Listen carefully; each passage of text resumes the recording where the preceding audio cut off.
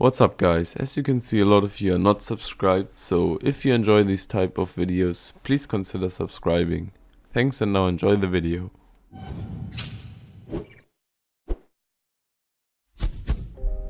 You can actually use Killjoy's turret to avoid any fall damage, and also you can use it to mask the sound of your drop. So if you want to drop down from somewhere without making any noise, you simply need to place the turret below you like this. Place it and try to land on top of the turret. Obviously the enemies will hear that you place the turret, but they won't hear that you change positions, for example, if you drop down from here. And as you saw, I didn't take any fall damage when dropping down, but if I would simply drop down normally without jumping, I would take some fall damage. And yeah, that's a way to avoid fall damage and also not make any noise when dropping down. I've shown a couple of ways on how to open the teleporter from the outside on bind, but I think most of them got patched now, and the one I'm about to show you is by far the easiest one. All you need to do is you need to be Killjoy first of all, and what you want to do is you want to place your alarm bot at the bottom of the door like this. This will open the door and you can pick your alarm bot back up and simply enter the teleporter room. This almost makes no noise as well, except the door opening and your alarm bot obviously, but you'll waste no spell, and yeah, a good trick to know, especially if you're maining Killjoy.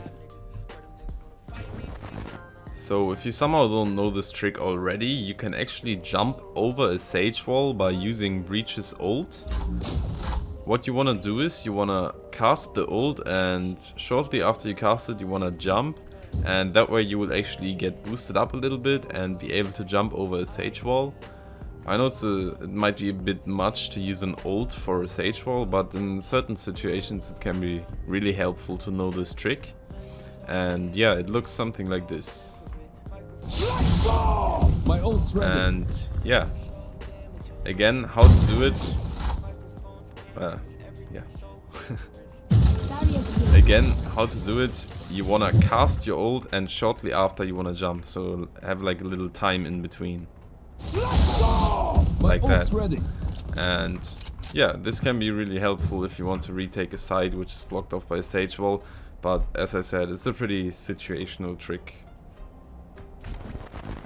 If the spike is somehow dropped in like a weird position, like here for example, you can actually use Yoru's ult to recover the spike without being able to take any damage. I'll show you it right now. So you can simply pick up the spike and run away, and for the enemies the spike will just like disappear out of nowhere. Obviously they know you're ulting because you're screaming across the whole map, but yeah, nothing they can really do to prevent you from taking the spike back, and a good trick to know, especially if you main Yoru. There's a really good sage wall with which you can boost your teammates on Icebox. All the sage needs to do is place the wall right in here, like that, and the wall will actually be sticking out at the side, like right here. And if you like Omen, Jet or Raze for example, you can actually jump or teleport on top of this, and you will have a really nice peek with which the enemies won't expect. And yeah, nice little trick to know and good to keep in mind. Here's an insane Euro lineup for C-Long on Haven. All you want to do is you want to equip your portal and you want to come up to this wall right here. You want to roughly look at this area like this. And once you shoot your portal, it will travel all the way towards CT spawn, and you will be able to teleport behind the enemies without them even realizing you teleported. Like, it's not gonna make a lot of sound. Yeah, and you can basically teleport from anywhere, like towards here. I think you can line it up a little bit better, and it can even land in CT spawn.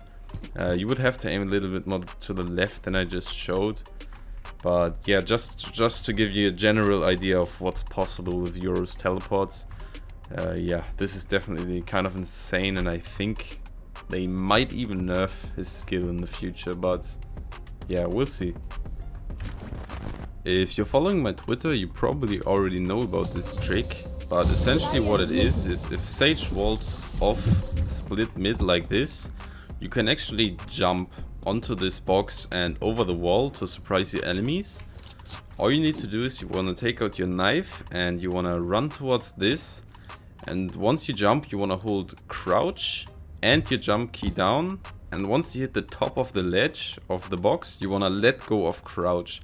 Obviously hold W key through all of this, and this will actually boost you on top of the crate. Like that.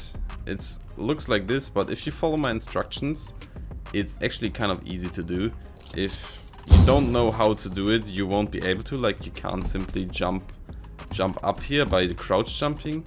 You wanna let go of crouch before you hit the box, and yeah, otherwise you won't be able to jump on top of here.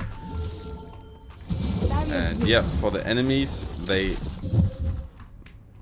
you will have like this peak instantly when jumping up here, and maybe enemies don't even notice you because they're like standing here or something. They won't even see you, and you can simply surprise them running on top of the wall. Yeah, just get creative with this trick. It's a really good trick to know, and especially useful in like lower ranks.